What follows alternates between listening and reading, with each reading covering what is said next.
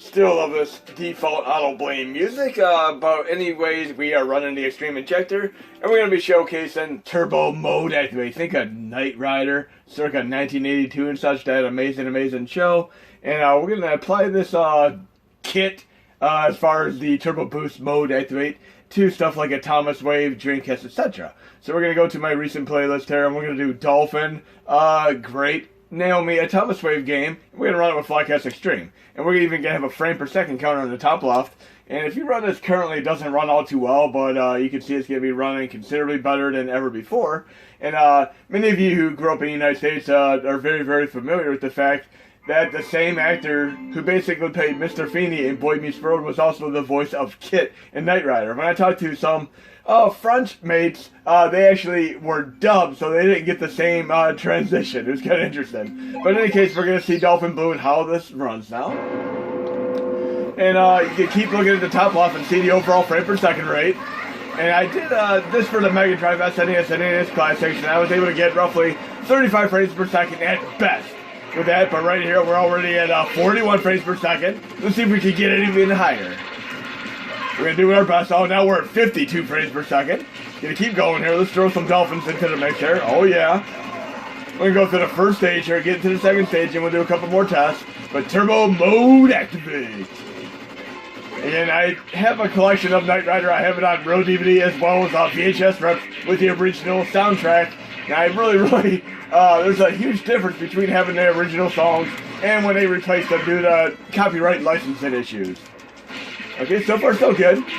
Now we're going to get to the frame action here. Still sticking to roughly 45 to 50 frames per second. Let's see if we can get up to 60 frames per second here. 55. Awesome stuff here. One of the coolest games. It is like Metal Slug and, of course, Demon Front. The Demon Front you can really only run on Final Burnout for 2012 and 2016 well. But right here we're running Dolphin, which is an Atomiswave Naomi style game. And it's actually an arcade game, so don't confuse this with, of course, the Dreamcast games. These are actually different hardware. It's just running MAME coding directly within the context of Flycast. But we're running solid 50 plus frame per second here. Let's get that gun there. See what other kind of stuff we have here. We're going to get to the boss battle mode activate in a moment here. Then we're going to try out Fist of the North Star, another series that is very fun to play. But yes, this is also going to help out on some other stuff such as PSP, 3DO, obviously the Dreamcast, the Atomiswave, Naomi, Nintendo 64, and so on. Even Amiga's going to run better. So I'm doing what I can to optimize the memory usage because there's actually only 256 megabytes of RAM on the Mega Drive SNES NES Classics, but we have 4 times that amount on the PlayStation Classic. But still, some of these games were incredibly difficult to run, such as Dolphin here. But you can see it's running so awesome right now. And look at this, we're probably going to be up to 60 frames per second in this subterranean tunnel here. Look at that, 60 frames per second, basically. This is so damn awesome. And we're going to go to the awesome part coming up here. Let's get this little power up here. I'm going to use my little power up there. Bam. Take this thing out quick and easy. Oh, yeah. Then we're going to jump into this awesome transition to the next boss battle here. But yes, we're at 60 frames per second. This is incredible. And look at this. No slowdown at all here. Bam. Very ecstatic here. And this is the part that would normally slow down to a crawl, like literally like 11 frames per second. We're at a solid 33 right now. Now it's up to 41. Very happy right now. And then we're going to try Fist of the North Star next. Let's go into that now. I'll go to my recent playlist here. We should have Fist of the North Star right there. Run with the same core. And let's see how kind of performance-wise we get on this. And maybe I'll try a couple other games real quick too, but yes, Atomiswave are actually incredulously difficult to run due to the memory usage, even with 1 gig of RAM on a PlayStation Classic. If you even try to go into RetroArch Settings on older releases, you can actually kick yourself back to the main user interface because of the memory usage. It's running phenomenally well right now. And PSP actually uses several hundred megabytes of RAM usage as well. That's why it is pretty tough case scenario as well. I'm going to pick a different character than I did in my Mega Drive video, see what we have to go with here. We have Kanshiro, Ryu, Toki, I'll pick Toki as a character. And yes, Fist of the North Star is also aka known as Last Battle on Mega Drive, and I like playing the Japan version because it has the crazy violence where enemies are exploding in chunks, whereas the United States version, enemies literally just pop off the screen, that's it. And of course, Fist of the North Star on PlayStation 1 is pretty fun too. How cool to a new kid? Sounds like a Tekken narrator there. And this, we're at 50 frames plus per second here. This is awesome. See if we can do a little battle here. We're having no slowdown, no freezes. This is awesome. I've had some slowdown freezes and such in previous demonstrations of this. But we're solid 50 frames per second here, which is one of the toughest Atomiswave Naomi games to run. And I'm going to do more showcase than this before the next release, of course. See if I can do a special move here. I don't know this character as well as the Mia character, but oh yeah. The music is pretty damn awesome. You can hear like some Brandon Lee style electric guitar going on right out of the Crow movie soundtrack. Remember when he said on the windowsill when the rain was doing that? Look at this, we're actually getting fairly close to 55 frames per second here. See if I can do like a special move here. I stuck with this character. I've never really used him before, but I'll see what I can do. But the frame per second is all that matters here. Who cares if I'm not... Oh, there we go. There we go. That was decent. Oh, yeah. Now we're going to see what else we have. But yes, that is running 50 to 55 frames per second. Very, very happy there. Back to the Atomiswave folder. See what else we have to go here. We have Demolish Fist, which I showcased in my other video. I'll do that one too. Very, very cool game. And again, it's like a combination of KMFDM, Power Rangers, Matrix, Streets of Rage, Final Fight, and all that jazz. But fun, fun, fun game. And it's got some nice parallax scrolling going on with it, and the fighting style is just supreme. And I noticed this when I was demonstrating this earlier on the Mega Drive, that one of the characters in this game seems like he's straight out of the Devil May Cry universe. I mean, down to the Trickstar style, but Trickster style, and of course the Capcom one. Well, let's check this out. We'll pick the same character here. Demolish Fist for the win here. Again, right here. He's so much like a character straight out of Devil May Cry. But this should be the last game that I demonstrate. We'll see if we have more time for another one, but fight!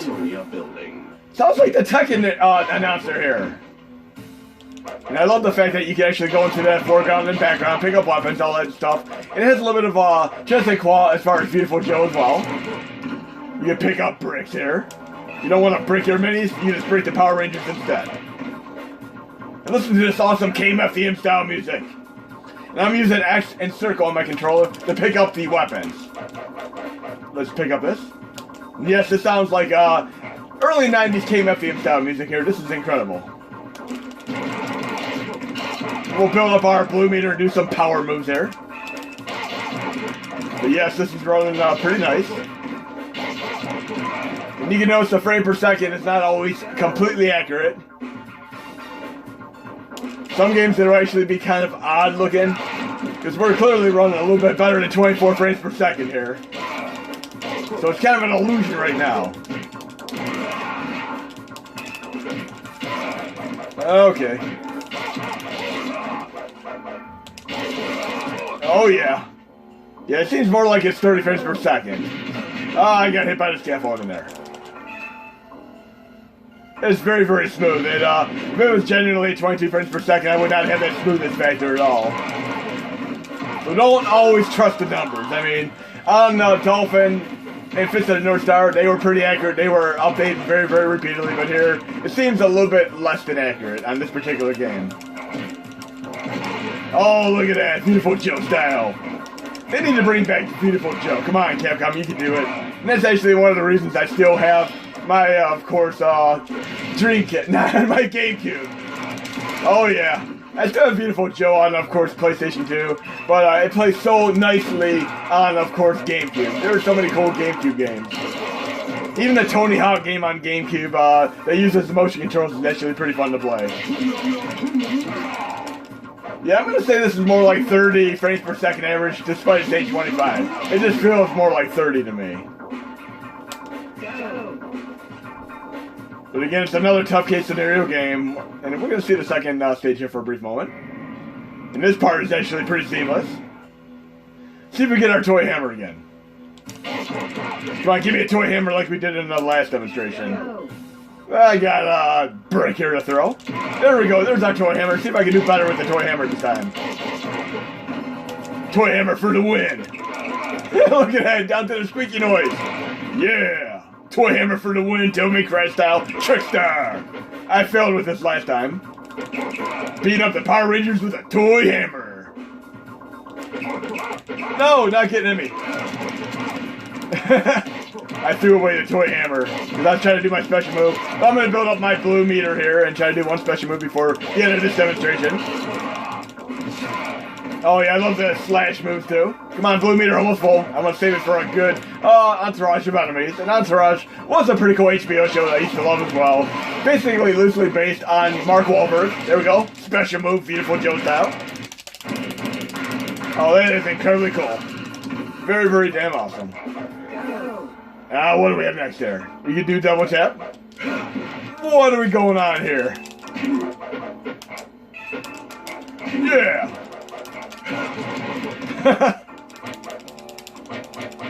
And I'm going to try one more game real quick. Let's try the football game that's actually pretty fun to play as well as our final game. Because we're going to stick to the Atomiswave games here. What else do I have? Dirty Pig is actually a pretty fun football style game. It says Dirty Pigskin Football. But we're going to try this one. Another game that was pretty tough to run before. It's got some pretty interesting teams. More like fantasy-based teams. More or less realistic, more arcade style like NFL Blitz. And I'm probably going to suck at this game miserably, but I'm still going to showcase it and see how this runs. And I'm feeling this is going to be the last one I showcase unless I decide to do the Knights of Valor 7 game, which is also incredibly awesome. And I'd like to show you one thing right now once the game's in action. This is going to be something that might surprise many of you. But let's get in the game before I show you this. Let's see what kind of teams we have here. Left. Now let's see what teams we have here. We can play the standard football style team, Hitmen, Bad Girls. We'll play the Bad Girls, but Ghouls, Wolf Clan. We'll do the Bad Girls team. But I'm gonna go into RetroArch real quick and show you something interesting when I go into the core options here. Just watch this carefully. Just letting you know right now. Frame skipping is off. There's absolutely no frame skipping involved in turbo mode activate. So keep that in mind. It is run as is, just tweaked to the wazoo with turbo mode activate. Optimized memory usage here. I'm hoping I can at least score 7 points there, but I'm probably going to suck bad. See if I even remember how to play this. Come on! Come on, touchdown for the win here at the end of the video, touchdown. Woo! Yeah! Great end to the video. Hope you enjoyed the video, guys and gals. Actually, you know what? If you're still here, I'll load Knights of Valor. Why not? We got time for that. Knights of Valor 7 for the win. Another game that's pretty tough to run. And again, no frame skipping in. This is yet another game that did not run all too well in previous updates. Again, turbo mode activate. Now, let's see what this game's all about here. Absolutely awesome game in the Knights of Valor series. If you want to play some of the other Knights of Valor series, you can actually run some of them on MAME 2003 Xtreme now, as well as Final Board Alpha 2012 and 2016.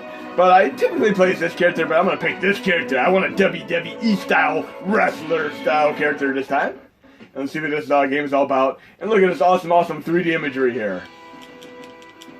This is so damn awesome. My character's actually way in the background. Okay. Spinning my... That's cool. Okay, I'm ready to fight now. Look at this. And we can even do two-player mode activate if we so choose to. But look at this. That is so damn cool. Yes, we can do two-player mode activate as well if we want to, to top off this video. And it's actually quite easy to pull off, which I've showcased in many other videos. You simply go into RetroArch Settings, input right here. Then you go to binds for your controller. And don't touch controller 1 or you actually disable your controller completely. Go to user 2 and on. This applies to any game that's 2, 3, 4, 5-player mode activate. I mean, even X-Men, TMNT, etc. Now I'm actually going to set my user 2 device index back to PlayStation Classic controller. So I'm actually controlling both controllers with both of my PlayStation Classic controller. And I can simply just change it back to the Logitech when I'm done. Or I said it should not save. But we're going to go in here and we should be able to do two-player mode activate right here. Look how awesome this is. Two-player mode activate for the win. Look at that awesomeness. I can keep them separate or kind of get them more aligned. This is going to be absolutely awesome here. And this is running seamless with no frame skipping at all. And again, let's go into RetroArch Settings here and confirm this. No frame skipping needed. How awesome is that? Look how awesome it's running. It is just running awesome. Nearly 50 frames per second here. Again, 30 frames per second is even more than admirable for all these games. I'm happy to even be able to run anything past 30 frames per second. We got some special moves here. Yeah, there we go. That is awesome. Very, very flashy. Nice fireworks display there. And we got this cool bridge. I love all of the background effects. Look at that. That background there, it actually, like, it pans and zooms in such a way that gives it a nice 3D appearance. It feels like we're on Pirates of the Caribbean 2 with the way that wheel seat is. This is incredible. I wonder if we have any kind of tag team moves in this game. I have to practice a little bit more. But yes, this game is very awesome. A great, great finisher move to this video. Nice and Valor 7 for the win! And let me know what you guys and gals are watching on Hulu, Disney Plus, Netflix, Amazon Prime, and all those other things. I mean, I'm probably going to watch Greyhound on Apple TV later today, if I have a chance before work. And of course, there's a horror movie called The Relic. I'm looking forward to another horror movie that is actually getting fairly decent reviews. It's been a while since we had one of those. And you hear that thunder crackle outside? I thought that was part of the game. It actually made me jump for a quick second, but it's actually a storm brewing outside.